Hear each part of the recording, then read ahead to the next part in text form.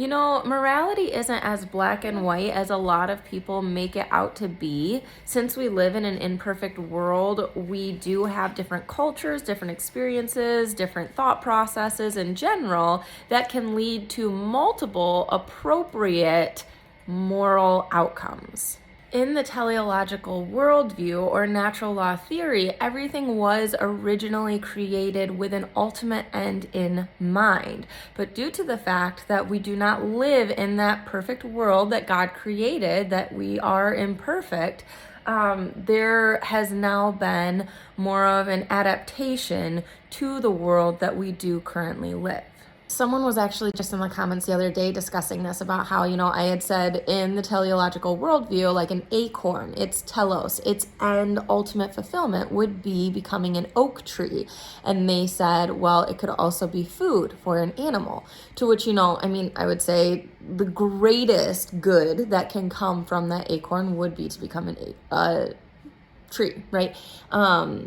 But that's kind of the thing is it's like there can be multiple appropriate outcomes and things can be less wrong or more wrong dependent on the circumstance, cultural situation, etc. In this section specifically, though, Professor Hill discusses the 3 objections to natural law theory, which there are an anthropological objection, a metaphysical objection, and then a liberal objection. So anthropologically, right, like examining cultures, so with a natural law theory, right, teleological world, everything has a finite end goal that is its ultimate purpose, that is the greatest good that it can bring about.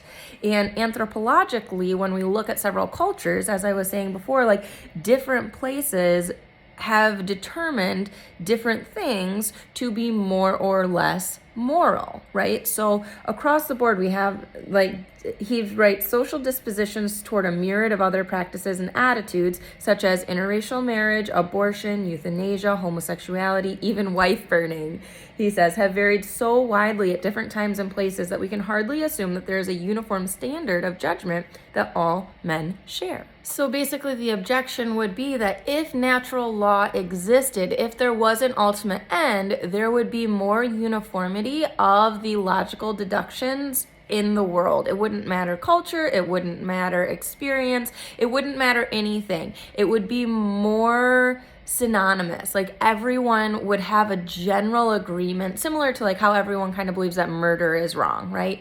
But like that's kind of that objection. Leo Strauss had said that the diversity of moral opinions is not an obstacle to natural law. It's actually the very precondition for the emergence of it. So basically, because there is no finite defined outcome that everyone is universally coming to, that it must be discerned and then sought after and actively chosen to pursue, because it is most in line with this isn't in the book, but like in my mind, I guess it's the most consistent with like the consistent life ethic, which is, the Archbishop of Chicago came out with it way back when, the 70s, 80s.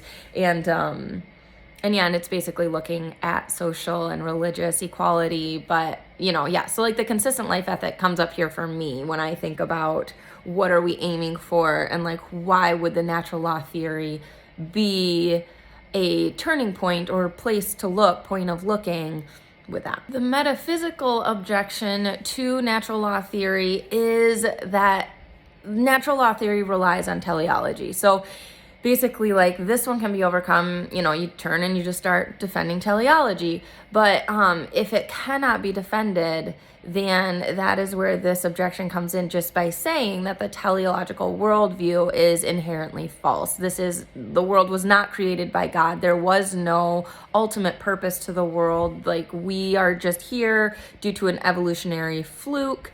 And so there is nothing that we need to be striving toward for any purpose. David Hume is a more recent materialist type, like humanistic philosopher, and he said, like, his biggest, like, most famous argument against this is that one cannot logically infer an ought from and is. So, like, I am, so I am, like, is, right? I am in existence.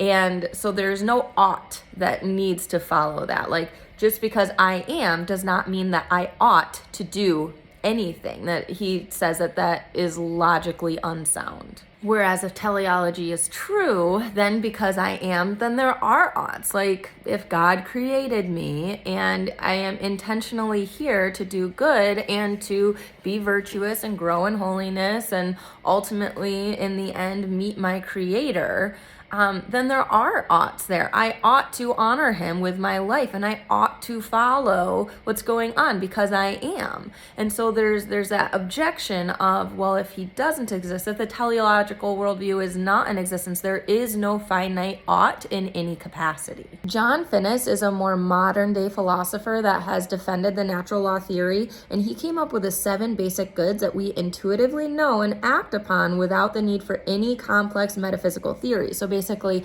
he removed the teleological worldview in general so that natural law theory could be defended without referencing the teleological view. So these 7 basic goods are life, which are living, health, and procreation. Hey. Knowledge, play, aesthetic experience, friendship, or more generally, sociability, practical reasonableness, which for Finnis means having a coherent and well-integrated plan of life that comports with the moral good, and religion or holiness. So he believes that these goods are necessary for a human being to truly flourish in their life. And then finally is the liberal objection, which I have been in the most dialogue about on TikTok, and I think is probably the most harshly faced in the Western world. So basically, it boils down to liberal ideology fearful of the fact that accepting natural law theory would lead to an anti-liberal concept and development of society. Meaning, if teleology was accepted, if everything had a finite end that ought to be, right, then this would potentially infringe upon somebody's right or ability to pursue whatever it is that feels right for them, right? So teleology is all about moral realism, that there is a finite outcome and intention, purpose for everything, whereas moral relativism, which is very liberal, is what's true for you is true for you, what's true for me is true for me.